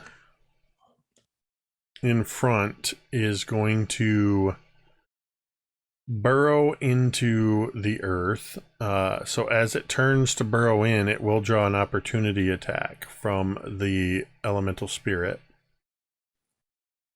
because it ain't sticking around for that thing. Okay.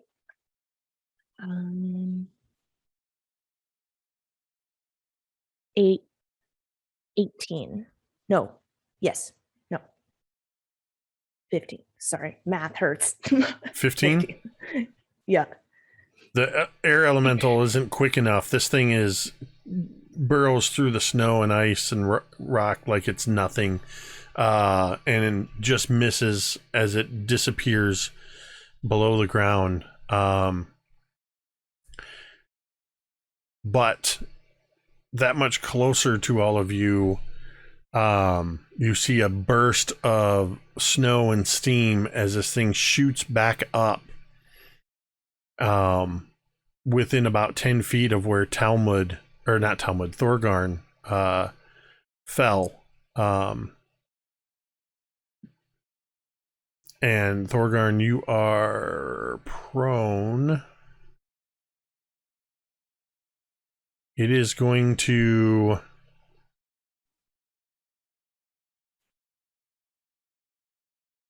Jeez. It is going to... Oh, phew. It's going to 27. Just barely. Yeah. Well, I rolled a 1 on the first one. So as it bursts up, you all watch as it brings its head down into the midst of this herd of deer that are starting to disperse, but they're still there as this is all happening so rapidly. And you see it just jaws open, reach down towards Thorgarn. Thorgarn, you will take 34 points of piercing damage. You will take 9 points of fire damage. And it has you grappled in its jaws. Sure.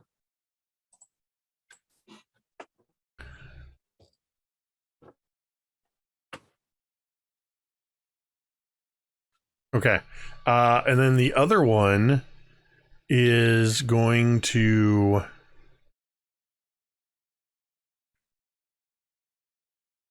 The other one is going to burrow. Nobody has even touched that one. It's not going to burrow. It's going to rapidly move across the snow and ice, moving closer to all of you, but it can only get to 30 feet.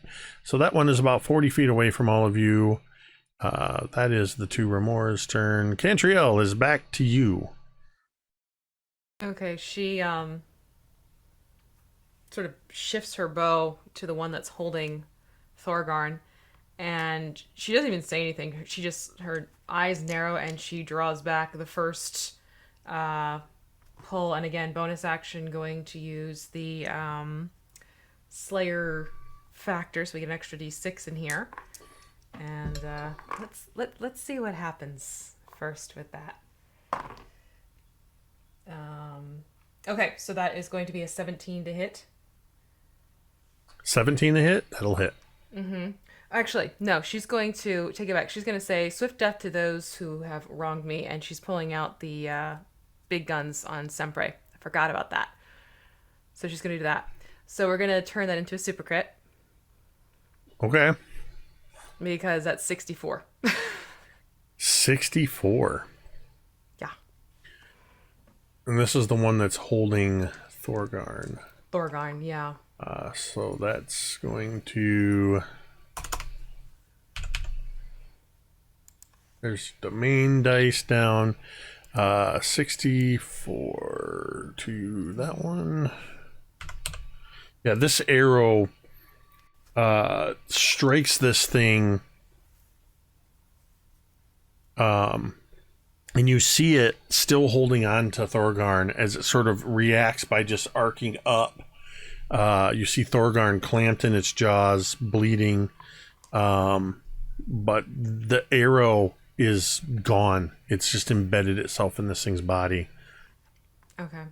Then this time she's using her bonus action. She's going to pull in the, because I haven't used it yet technically now. So I'm going to pull in the Slayer's Prey to add an extra d6, and this is second shot going for the same one. Okay. And that is going to be a 19 to hit. And that is a hit. And then we are looking at 17 for the second shot.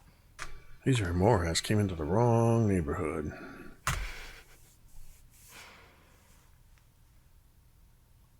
All right. Cantriel has just devastated this remora. It's leaking steam and blood like crazy. Thorgarn, you are restrained in its jaws, grappled. What would you like to do? I'm a pummel on its face.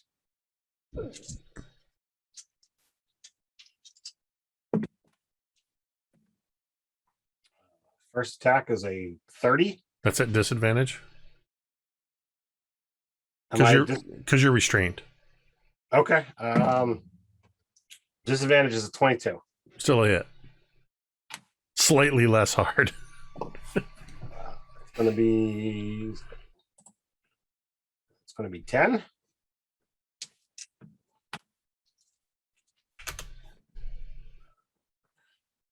Second attack is going to be a 19 to hit. That's a hit. That was pathetic. That is a whopping 8 damage. And the thing is still kicking. That's going to be a miss because that's 15 to hit. Okay. And you also will take 11 points of fire damage. Is that between the two? The two hits? You will take 19 points of fire damage. Total. Between the two hits. Awesome. It is very hot in this thing's mouth, and as you are striking it, you can just feel the heat radiating off of and out of this thing. But it is also bleeding profusely all around you. Yep, I got one cooked dwarf. Drown. All right, so the one that is chewing on Thorgarn like a rag doll, still up, yeah? Yes. Okay. So Drown will turn his attention to that one, unfortunately. Oh, man. Yeah, I guess.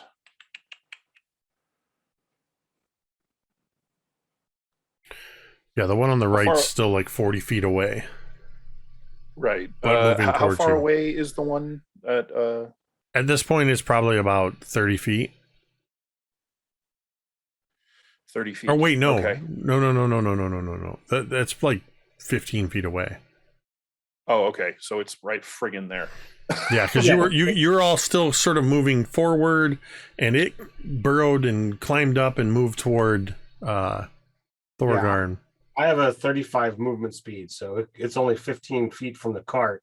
If it's got me, and it's grass. Well, it would actually be 25 because it has a 10-foot reach. Okay.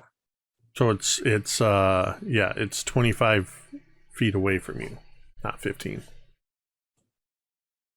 Okay.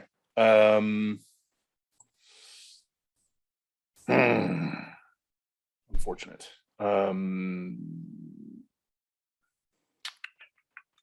All right, I'll burn a spell slot to reapply hex to this one, dropping the hex off of the other one. And then I will Eldritch Blast it 3 times.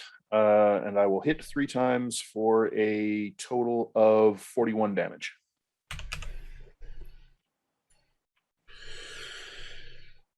Yeah, all 3 of your Eldritch Blasts strike into it, and your aquatic themed Eldritch Blasts are appropriately creating a lot of steam as it strikes the heated body of the Remorhaz, but it still stands. God damn. All right, I'm done. Rolo is still hovering up above. Oh, and I'll be silly and drag it 10 feet closer to us. Sure. Rolo is just looking like, still kind of like, I can't blow it up. If I can't blow it up, then I will.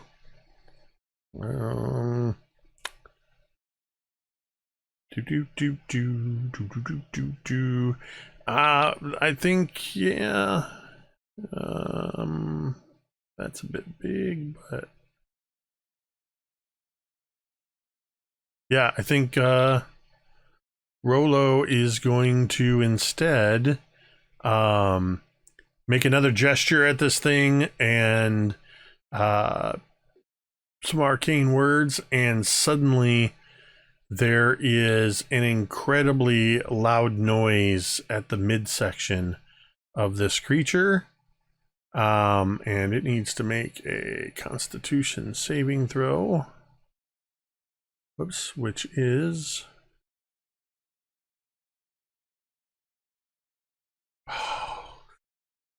that rolled over from a 20 to a 2.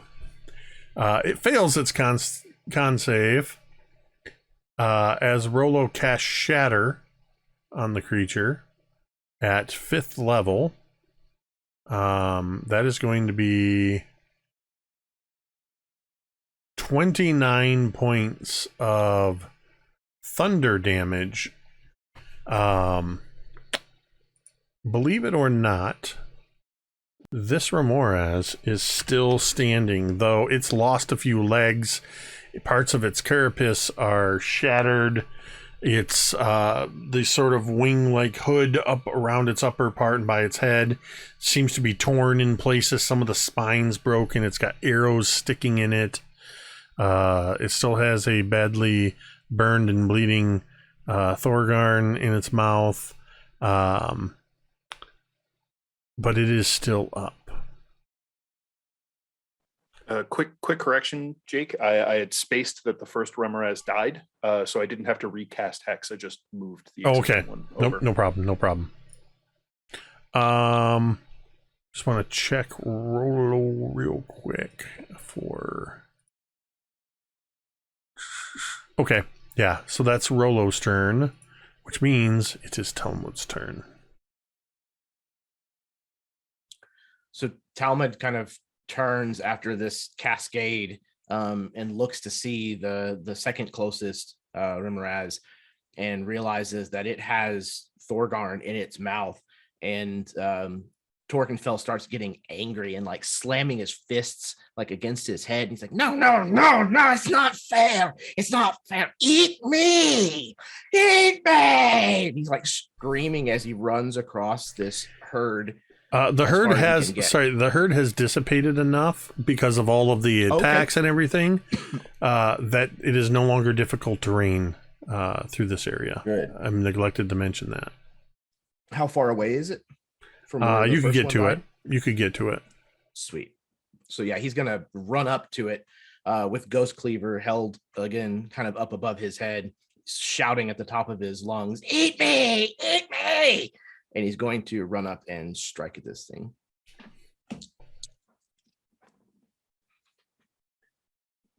Um, 21. It's a hit. Cool. And the second, actually, it was just a dirty 20. Still a hit. Okay, cool. The second one is much higher than that. 31. Okay, so the first is going to be 18 points of slashing. And the second is going to be 13 points. Which is enough to not eviscerate, but destroy this thing, cutting across its body where you can get at it. You're going to take 15 points of fire damage in the process. But with 2 broad strokes of Ghost Cleaver, the second one comes through and you cleave it, and you watch as its upper body begins to tumble to the ground next to you. And as the head crashes into the ground, Thorgarn, you spill out of its mouth onto the snow, prone, but no longer grappled. Torkenfell's actually mad about this. He's like, no. Like as this thing's like toppling over and no longer able to eat him. So Torkenfell's got the second kill. Fig. And the first. There is one left that appears to be charging towards you. It's about 40 feet away on the right and is completely unharmed.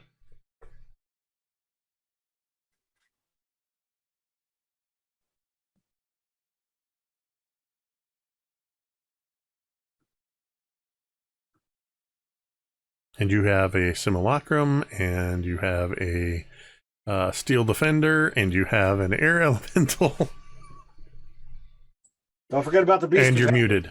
I feel like I have to do a novel's worth of reading in between each turn, making sure I have each move right. Okay, so Fig is going to run about 10 feet towards this other Remorez, and is all of a sudden you see the arm blade come out of Fig, and with this dizzying speed, this not natural, obviously magical speed, Fig disappears for a moment, and he's going to attack with a 31 to hit. Yeah. And is going to do 38 points of force damage as he casts Steel Wind Strike against this Remoraz, and is going to be within 5 feet away from it. Okay. And then I always get excited when you use that spell because it's a cool. badass spell, and when Fig does it, just the imagery is always so cool. You will take 11 points of fire damage when you strike it.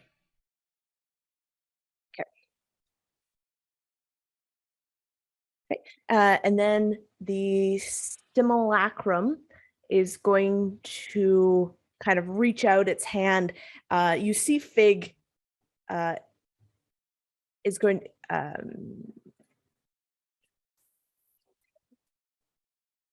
I'm just making sure I can tell the Simulacrum just to do something, right? It doesn't take an action to do it. Smoking. No. Okay, good. Okay. So then the simulacrum is going to reach out its hand, and a very large hand comes out of it as Figby's hand, and cast that, and you see the hand just clench into a fist and very like cartoon comic style is going to punch it. Because it's from your simulacrum, would that be Figby's other hand? Oh no. I got a laugh from V and barely an eyebrow raise from Dan. So I'm landing right in that sweet spot. Some people like it, some people hate it. Not my best work. It's going to be 29 to hit, and is going to be 18 points of force damage. And then this elemental, can it get there from It's got 40 where feet it of was? movement. Yeah, it can get there. Yeah. From where? Yeah. Okay. So it's going to get there and make some slam attacks, which will be a 25, an 18, and a 13 to hit. The first two hit. Is going to take 31 points of bludgeoning. All right. The air elemental and Fig will each get one opportunity attack as the Remoraz burrows into the ground.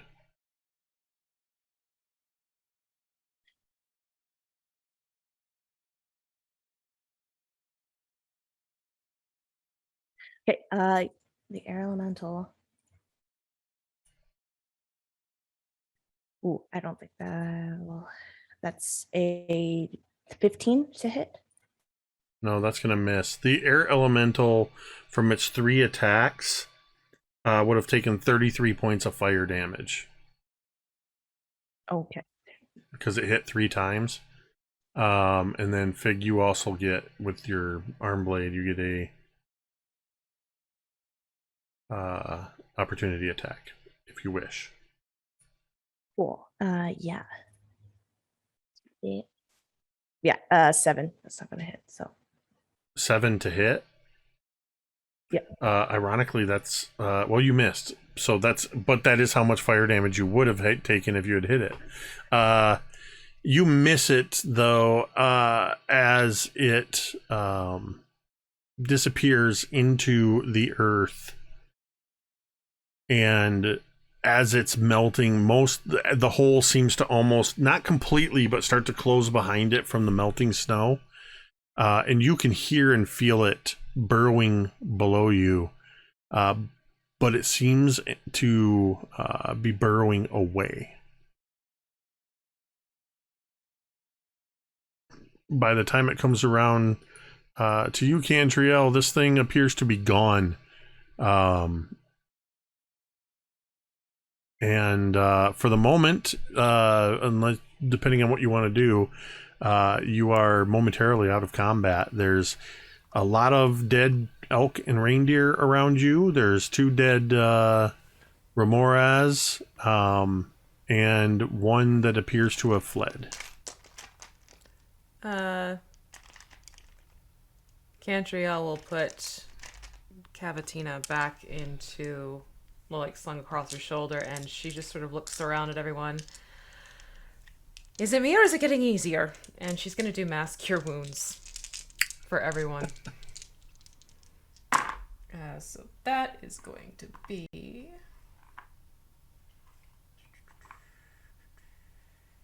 21 points back for everyone who may have taken on some, damage.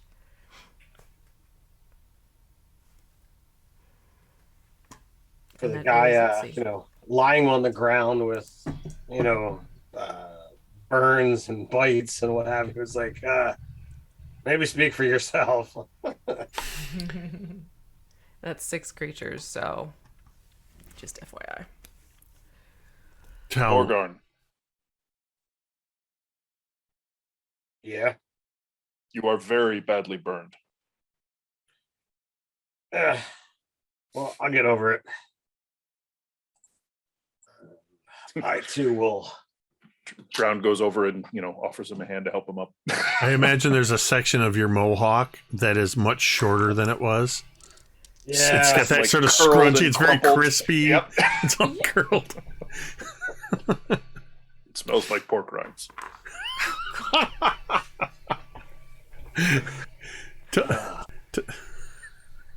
Talmud, I need you to roll me a D100. D100. Okay. 47, boss. Okay. That's it. You're just gonna let it hang out there? Yeah, I was just rolling to see there was a 10% chance that in the stampede that your personal supply of tarts got smashed. You bastard. but you're safe. They're safe. They're safe. Okay. Whew. I was gonna have to quit this game. No, I'm just kidding.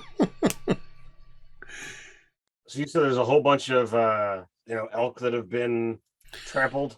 Yep. There's actually quite a bit of partially flash roasted elk and reindeer from Rollo's fireball attempt. I would say that there's you all in all you find 14 reindeer and elk that are dead and relatively intact, that if you wanted to salvage meat you would definitely be able to do that. So the question is, are any of them ones that have the silver horns? Roll me a D100.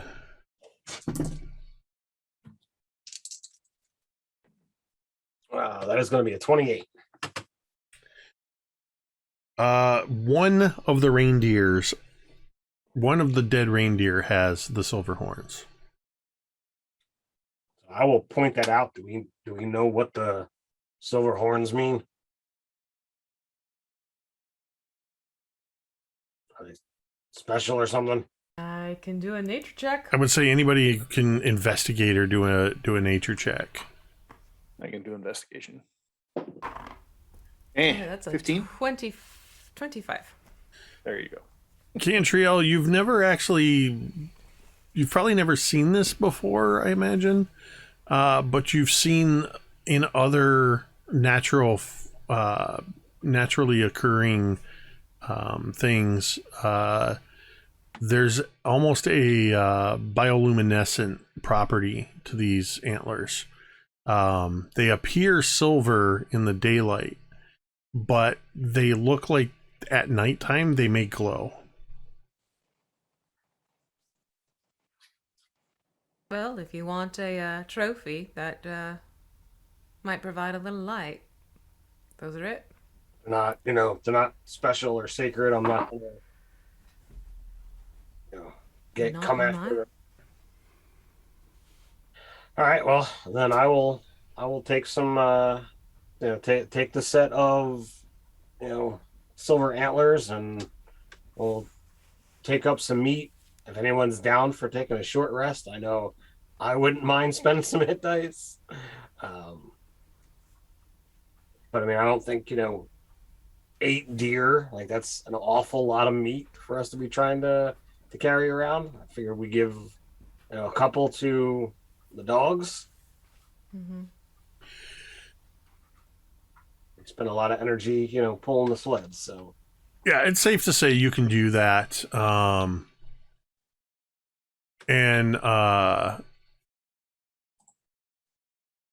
you'd be able to find some for the let the dogs eat. They'll happily do that, and you can get some meat for yourself. You can get the antlers pretty easily. You basically have if you want to add a custom item to your sheet, you have glow-in-the-dark reindeer antlers.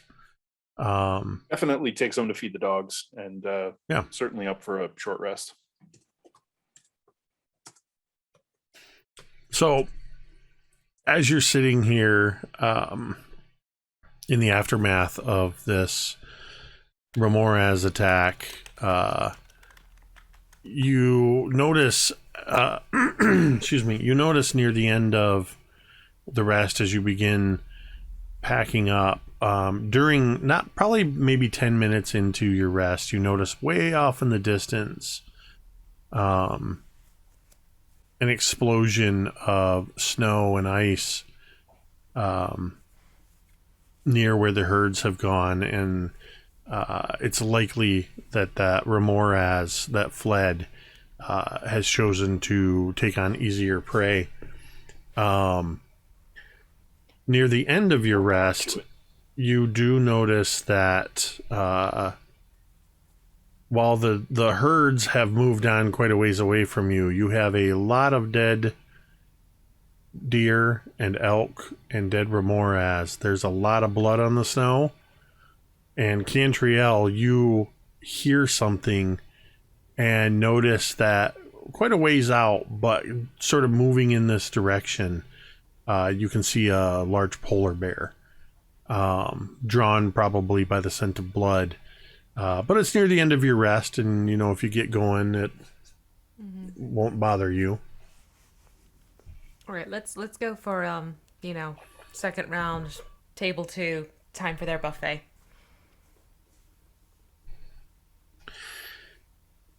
And so you load up your sleds and you head off. Talmud, as you're sitting on this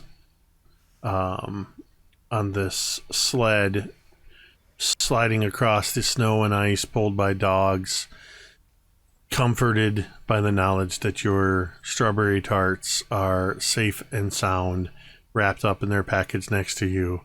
You move on to the end of the day, and for the third day and final night of your travels before you reach your destination, Rollo establishes the House of Affirmation. You enter the warmth, are greeted by warm kobold hugs, and you have a day or less before you reach your destination and whatever waits you there. That is where we will end tonight.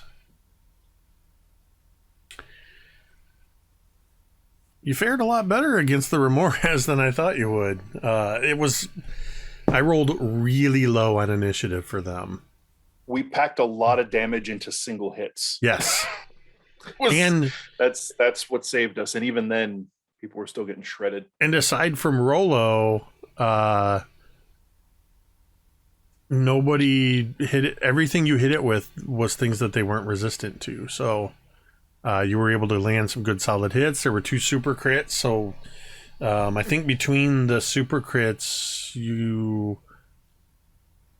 I don't know, 3 of you had huge hits. Cantriel had like a 64-point super crit. Talmud had a 90-something point, and then Fig, between all of their stuff, had a 90-some point. Just actions. As Fig brings the anime to every combat. Fig is like a high-level Final Fantasy character. Just all of these spells firing off and just doing these anime Final Fantasy style actions, and I love it. This episode 35 is definitely our penultimate episode. It's looking like next week will be the finale of season 5, but you'll want to stay tuned as myself and the players will be in communication just to make sure everybody is available for that, so we can make that happen. And then we will be, once that's done, we'll be taking a little bit of a hiatus, possibly running a one-shot in there somewhere. as I begin preparations for season 6, The Wild, Beyond the Witchlight. So thank you everybody who tuned in tonight. I know a lot of people are at Gamehole Con.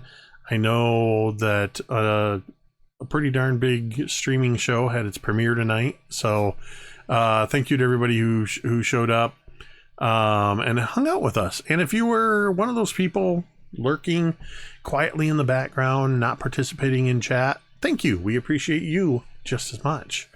Thank you for those who subbed or gifted subs or whatever, contributing to the domain die pool. They used a few of them tonight, and they're probably going to use a lot more in the next session. And of course, as always, a huge thank you to my amazing players: V, Dan, M, Ted, Jeremy, and though she's not here, Katie. Without whom it would just be me talking to myself for a couple of hours. We're going to go ahead and get out of here, but we will see you again on Monday, hopefully, for the next episode of Scribes and Scrolls, the Candlekeep Mysteries. We're going to go ahead and end the stream the same way we end every stream, and you can say it with me if you want. Eat me. Eat me.